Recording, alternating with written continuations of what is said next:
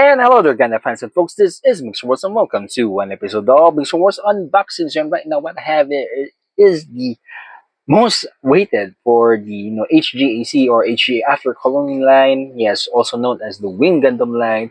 We have here something from the Endless Waltz. We have the Gundam Sandrock Custom Endless Waltz version. And yes, as you can see in the box art, this is, I think, really taken from the Endless Waltz anime, wherein, yes, Sandrock has a cloak equipped. And yeah, the oversized shuttles is there, and that's what we can see in the box art. And I am really hoping that the others is not the Bandai.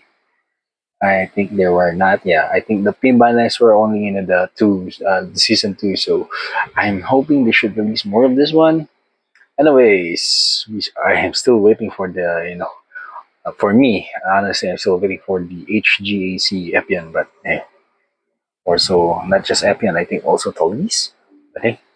Anyways, off to this side, here it is, the Gundam Sandrock, front and back, with the cloak equipped, with the shuttles, and of course how it will look like even with the cloak equipped. You can still move around and do some great poses, and of course some gimmicks are here, where it shows it has great possibility within the mid, the crotch, I think the ab section, right?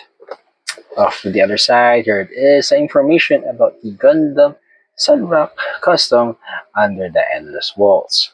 And yes, opening up and seeing what's inside this box, which is somewhat big. Alright, we have one bag with 3 screws here. Yep, and a sticker sheet there. Another bag with 1, 2, 3 screws. Another bag here with 3 more screws. The last bag contains 3 more screws, and hey, yeah, metal coated one. And some new part here, and yes, this is what do you call that? The cloak, which is stamped. Huh.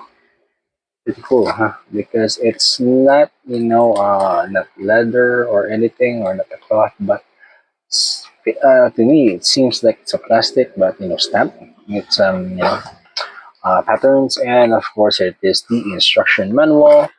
And of course, part of the instruction manual here tells you how to equip the cloak. Yeah, so it seems there are 3 of that new material, wherein you can put off the shoulders and on the Gundam itself. Alright, so let's take a look individually at each of the screws. Alright, so first off, we have is the A screw, which is a multicolored screw. I don't think I see anything familiar. I think there are some parts familiar with this one from the other HGAC, particularly in the Sunrock one. We have here is the B1. Yep. We also have a B2 here, which is still part of the armor. I think that's for the armor. We have a C screw here, which is all brown, that matches the cloak.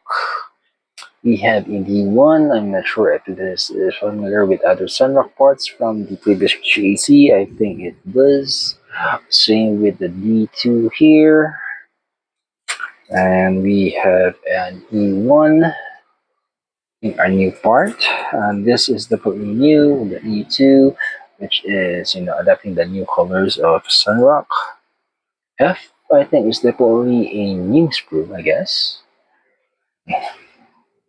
Then here we have is the metal coated G sprue for the shuttles.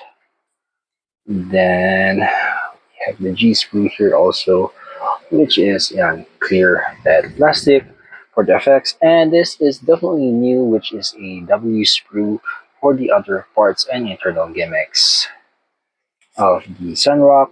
And of course, there it is, the cloak, like I said earlier, is something that feels like a stamped plastic.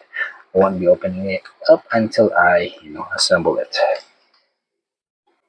And there you have it again, fans and folks. That was what's inside the box of this HGAC 1/144 Endless Waltz version of Gundam Sunrock Custom EW. Yes, Although previously they did release one of the 44 versions of this, and then these are for me are revivals because have some improvements in them. I will try to take a look where was that old copy of mine, but during the build process, yeah, for a back-to-back comparison.